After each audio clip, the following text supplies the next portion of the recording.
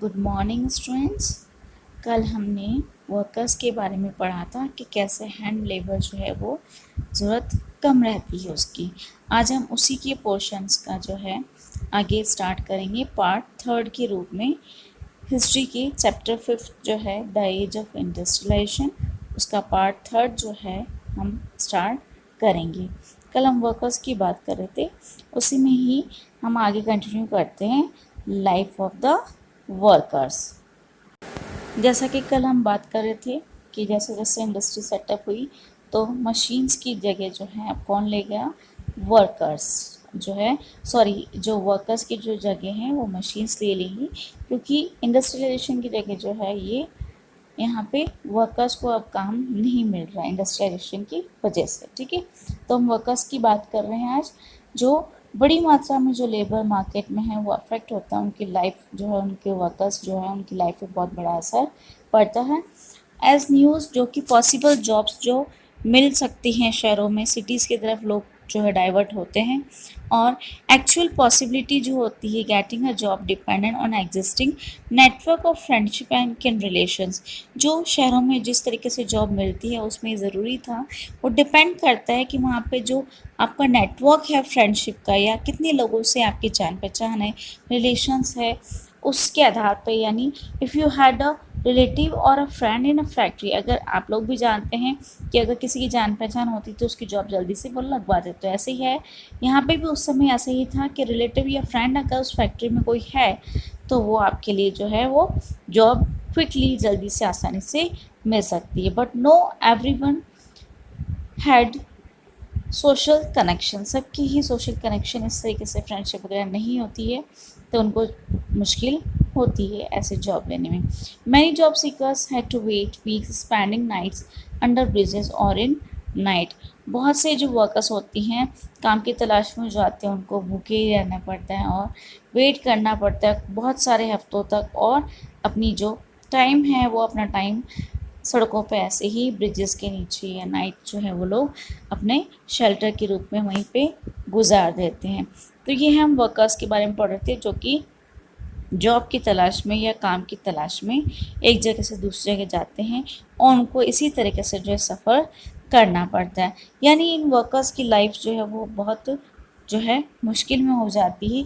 एक जगह से वो दूसरे के शिफ्ट भी होते हैं, उसके अलावा उनके पास कोई ठहराव या रहने की जगह भी नहीं होती। एक तरीके से वो नाइट भी जो है एक शरणार्थी के रूप में कहीं ना कहीं रुकते हैं प्राइवेट इंडिविजुअल्स के पास, या फिर जो कैजुअल वार्ड्स जो होते हैं जो कि मेंटेन होते हैं by the poor law authorities के द्वारा। तो ये सब परेशानी उन लोगों को यहाँ पे होती है। Seasonality of work in many industries mean prolonged periods without work। Seasons के हिसाब से, जैसे आप जोग्राफी में भी पढ़ते हैं, इकोनॉमिक्स में भी पढ़ते हैं कि सीजन्स के अकॉर्डिंग जो है वर्क लोगों को मिलता है, वही कंडीशंस यहाँ भी थी कि इंडस्ट्रीज़ में जो सीजन्स होते हैं उसके अकॉर्डिंग उनको वर्क मिलता है, और बहुत लंबे समय तक उनको रहना पड़ता है बिना किसी काम की। यानी जब उन लोगों को ज़रूरत होगी तभी उन वर्कर्स को वो हायर करते हैं, अगर ज़रूरत नहीं होती है तो फिर उनको इंतज़ार करना पड़ता है उस समय का जब उनको वापस से बुलाया जाए या काम मिले। After the busy season was over the poor were on the streets again. जैसे ही उनका सीज़न ख़त्म हो जाता है तो ये जो गरीब लोग हैं उनको वापस से अपनी उसी जगह पे सड़कों पे आ जाना पड़ता है, क्योंकि वही वो उनकी लाइफ से वापस से शुरुआत हो जाती है, उनके पास कुछ भी नहीं रहता है। Some return to the countryside after the winter when the demand for labour in the rural areas open up in places. कुछ लोग वापस जो है वहाँ पर आ जाते हैं सर्दी के समय, जब वो डिमांड बढ़ जाती है उन रूरल एरियाज़ में जहाँ पे उनकी ज़रूरत होती है। But most look for odd jobs which still the mid 19th century were difficult to find. अब 19th सेंचुरी तक जो है कुछ ऐसी और जॉब्स जो है उनको मिलना बहुत मुश्किल होता है, इसलिए वो ऐसी जॉब्स वो ढूंढते रहते हैं ताकि उनका कुछ काम चल जाए। तो ये है वर्कर्स की कंडीशंस की उनको जो है सीजन्स के अकॉर्डिंग जो है उनको देखना पड़ता है काम, और उनकी ज़रूरत नहीं पड़ती है तो सीजन्स के अकॉर्डिंग उन लोगों को हटा भी दिया जाता है, इसलिए उनको प्रॉब्लम होती है। Next, wages increase somewhat in the early 19th century में कुछ जो है वेजेस या तनख्वाह उनकी बढ़ाई जाती है, but they tell us little about the welfare of the workers. लेकिन उससे कुछ ही अच्छाई हमको पता चलती है, यानी वो उनके लिए कुछ जो है बहुत कम होती है जिससे उनका गुजारा चल पाए। एवरेज फिगर्स जो होते हैं वो नहीं पता चल पाते, जो वेरिएशंस आते हैं, ट्रेड्स और फ्लक्चुएशंस जो होता है हर साल जो दूसरे साल तक जो अंतर आता है वो हमें नहीं पता चलता है। For instance when prices rose sharply during the prolong Napoleonic war में जब प्राइसेस जो है वो बढ़ती हैं, वैसे ही रियल वैल्यू जो होती है what the workers earn fell significantly, जो वर्कर्स जो अर्न करते हैं उसमें भी कमी आ जाती है। Since the same wages could now buy fewer things, दोबारा से वही कंडीशन हो जाती है इस समय कि वो लोग कुछ ही बहुत कम जो है वो संख्या में वो कुछ चीज़ें खरीद पाते हैं, बहुत मुश्किल होता है उनको ये जीवन यापन करना। More over the income of workers depended not on the wage rate alone, केवल इस पे ही डिपेंड नहीं करती। What was also critical was the period of employment, ये जो पीरियड था एम्प्लॉयमेंट का वो भी बहुत क्रिटिकल था। उसमें अगर हम देखिए the number of days of work determine the average daily income of the worker, जितने दिन वो काम कर रहे हैं वो डिटरमाइन करते हैं उससे उनकी एवरेज जो डेली इनकम होती है वर्कर्स की वो। At the best of times till the mid 19th century about 10% of the urban population was extremely poor. अगर हम देखें मिड 19th सेंचुरी की जो कंडीशन है उसमें अच्छे होते हुए भी उसमें अगर हम देखें तो 10% अर्बन जो पॉपुलेशन है वो एक्सट्रीमली बहुत ज़्यादा गरीब होती हैं। अगर हम पीरियड्स की बात करें तो in periods of economic slump like 1830s की अगर हम बात करें, the proportion of unemployed went up to anything between 35 and 75% in the different regions. ये जो प्रोपोर्शन होता है अनएम्प्लॉयमेंट का, ये जो बेरोज़गारी का, वो और ज़्यादा बढ़ जाता है। अगर हम 1830s की बात कर रहे हैं तो 35 to 75% जो है डिफरेंट रीजन्स में होता है। और the fears of unemployment made workers hostile to the introduction of the new technology के हिसाब से देखें तो उनकी जो कंडीशन होती है और बेकार हो जाती हैं। और when the spinning jenny was introduced, जब आपकी स्पिनिंग जेनी जो है एक मशीन जो है वो इंट्रोड्यूस की जाती है जिससे उनकी ज़रूरत नहीं पड़ती है, जैसे स्पिनिंग प्रोसेस जो है उसमें और अच्छे से होता है और स्पीडली होता है और रिड्यूस कर देता है लेबर की डिमांड को। ठीक है, एक सिंगल जो व्हील होता है उससे जो है वर्कर जो है वो सेट करके मोशन से जो नंबर ऑफ स्पिंडल्स उसमें होते हैं वो स्पिन कर सकता है बहुत सारे थ्रेड्स सेम टाइम पे। ठीक है, तो स्पिनिंग जेनी जो है वो इंट्रोड्यूस की जाती हैं वुलन इंडस्ट्रीज़ में। ठीक है, women who survived on hand spinning began attacking the new machines, जो इस पे हैंड स्पिनिंग पे जो डिपेंड थे उनको बहुत नुकसान होता है इन मशीन्स के आने से, तो वो जो है सर्वाइव नहीं कर पाती है। अब क्योंकि मशीन्स आ चुकी है तो उनकी जगह ये मशीन्स ले लेती है। This conflict over the introduction of the jenny continued for a long time, ये जो डिफ़िकल्टी है, ये इंट्रोडक्शन जो हुआ, ये जो जेनी आती है ये मशीन, वो लंबे समय तक ऐसा इसका कॉन्फ्लिक्ट मतभेद चलता रहता है। After the 1840s building activity intensified in the cities opening up greater opportunities of employment। अब यहाँ पे जो है बहुत सारे जो सिटीज़ में ओपन अप होते हैं आपके बहुत सारे अपॉर्चुनिटीज़ जो है एम्प्लॉयमेंट की मिलती है। Roads were widen, new railway station के अब नए नए जो है यहाँ पे बिल्डिंग्स बनती हैं, रोड्स को छोड़ दिया जाता है, रेलवे स्टेशन सेटअप होते हैं, रेलवे लाइन्स जो होती है वो एक्सटेंड की जाती है, टनल्स रखे जाते हैं, ड्रेनेज सीवर रिवर एम्बैंकमेंट्स जो हैं वो बनते हैं।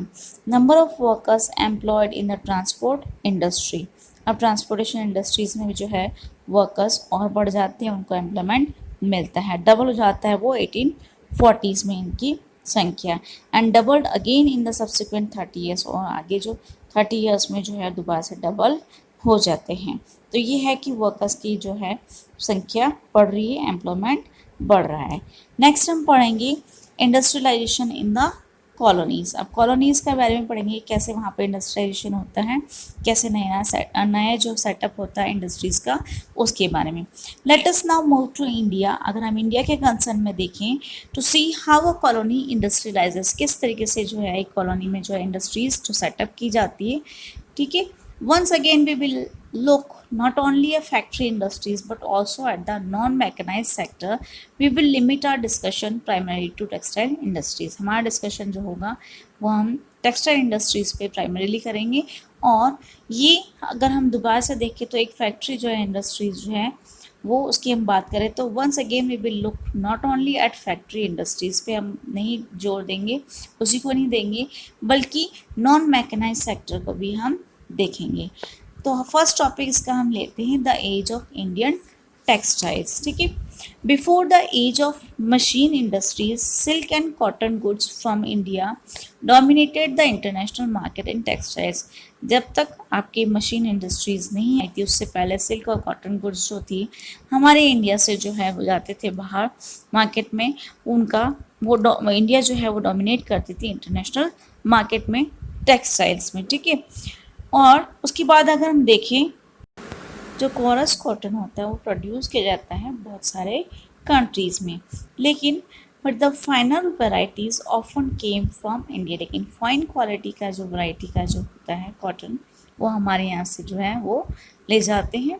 ठीक है, और Armenian and Persian merchants took the goods from the Punjab to Afghanistan. तो ये पर्शियन और आर्मेनियन जो मर्चेंट्स आते थे हमारे यहाँ वो पंजाब से अफगानिस्तान जो है ये सारा मटेरियल लेकर के जाते थे गुड्स, ईस्टर्न पर्शिया और सेंट्रल एशिया। ठीक है, बेल्स ऑफ फाइन टेक्सटाइल्स वो कैरिड ऑन कैमन बैक। और ये जो बेल्स जो है फाइन के टेक्सटाइल्स जो है वो यहाँ से ऊँट के ऊपर लाद करके वो लेकर के जाते थे north west frontier through mountain passes या अक्रॉस द डेजर्ट्स। ये रास्ता था उनका जिससे वो होकर के गुजर के जाते थे। A vibrant sea trade operated through the main pre colonial ports. और बहुत बड़ा जो है आपके सी ट्रेड जो हम करते थे वो आपके प्री कॉलोनियल पोर्ट से जो वो स्टार्ट हो चुका था।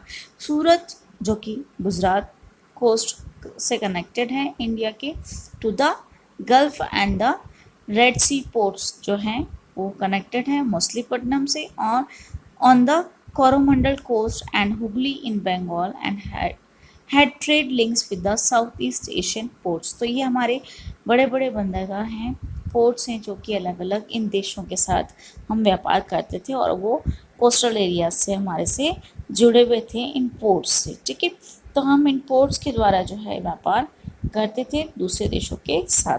अ variety of Indian merchants and bankers were involve in this network of export trade. ये जो एक्सपोर्टेशन होता था उसमें बहुत सारे अलग अलग तरीके के जो है इंडियन मर्चेंट्स जो हैं और बैंकर्स इसमें इस नेटवर्क में जो है इन्वॉल्व थे एक्सपोर्ट करने के लिए व्यापार का। ठीक है, इसमें financing, production, carrying goods and supplying exporters, ये उनका सबका काम होता था। सप्लाई करना मर्चेंट्स जो है मर्चेंट जो है वो सप्लाई करते हैं, लिंक करते हैं the port towns to the inland regions तक जो है इनको वो सारा कंट्रोल करते हैं। They give advances to the weavers को जो है उनको एडवांसमेंट दिया जाता है। Procure the woven cloth from weaving villages से वो बुना हुआ क्लोथ लेते हैं and carried the supply to the ports. और यही जो है क्लोथ वो लेकर के सप्लाई करते हैं पोर्ट्स तक। तो ये आपके इनलैंड रीजन से पोर्ट तक का जो है ये सारा काम इन लोगों को हैंडल करना होता है, सप्लाई करवाना होता है। At the port the big shippers and the export merchants had brokers who negotiated the price. तो इसमें ब्रोकर्स होते हैं जो बिचौलिए होते हैं इन दोनों के बीच में। तो पोर्ट और बिग शिपर्स और एक्सपोर्ट मर्चेंट्स जो है उसके बीच में ब्रोकर्स के रूप में काम करते हैं जो कि निगोशिएट करते हैं प्राइस को जो है वो, और बहुत goods from the supply merchants operating inland जो कि वहाँ पे ऑपरेट करते हैं उनसे वो लेकर के आते हैं इन माल की सप्लाई करने के लिए। By the 1750s, this network controlled by Indian merchants was breaking down। लेकिन 1750s तक आते आते ये जो नेटवर्क था कंट्रोल करने का इंडियन मर्चेंट्स का इन पोर्ट्स पे वो बिल्कुल ख़त्म कर दिया गया। ठीक है, the European companies gradually gain power. अब ये पावर किसके पास चली गई? इंडियन मर्चेंट से लेकर के यूरोपियन कंपनीज जो है ये सारी पावर ले लेती हैं। First securing a variety of concessions from local courts, then the monopoly rights to trade. अब उनका जो व्यापार करने का वो जो कंसेशंस वगैरह है लोकल कोर्ट्स में भी ले लेते हैं और उसके अलावा जो मोनोपोली होती है उनके अधिकारों को लेकर के व्यापार को वो भी उनको मिल जाते हैं। This resulted in a decline of the old ports of Surat and Hooghly through which local merchants had operated. Local merchant जो वहाँ पे थे जो ऑपरेट करते थे इन दोनों ही सूरत और हुगली से पोर्ट से जो करते थे व्यापार, तो अब वो बिल्कुल जो है उसका रिजल्ट आता है exports from these ports fail dramatically. जो एक्सपोर्ट होता था यहाँ से माल इम्पोर्ट से वो बिल्कुल कम हो जाता है और the credit that had finance the earlier trade began drying up. पहले जो उनको क्रेडिट मिलता था वो बिल्कुल ख़त्म हो चुका था न के बराबर। And the local bankers slowly went bankrupt. और अब जो है लोकल बैंकर्स जो थे वो भी जो है धीरे धीरे सब खत्म हो जाता है। And in the last years of the 17th century the gross value of trade that pass through Surat had been 16 million।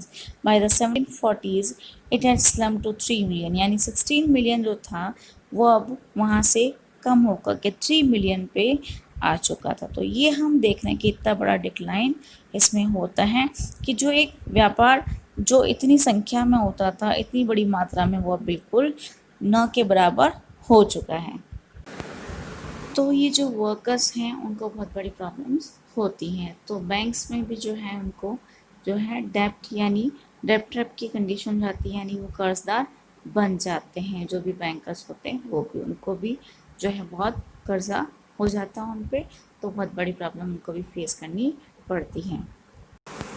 तो आज हमने पढ़ा था वर्कर्स के कंडीशंस पे, ठीक है, किस तरीके से इंडस्ट्रियलाइजेशन जो है वो हमारे इंडिया पे क्या असर पड़ता है उसके बारे में हमने आज शुरू किया है कि वर्कर्स को बहुत बड़ी प्रॉब्लम फेस करनी पड़ती है। तो ये वर्कर्स की लाइफ कैसे स्पॉइल होती है इसके बारे में हमने पढ़ा कि ये जो इंडस्ट्रियलाइजेशन होता है उससे मशीनी युग जब आता है तो इनकी लाइफ जो है बहुत कठिन हो जाती है। और इसी को हम कल आगे कंटिन्यू करेंगे, यहाँ तक कि आप नोट्स बना करके उसको लर्न कर लीजिएगा ताकि आपको एग्ज़ाम से बिल्कुल प्रॉब्लम नहीं आए।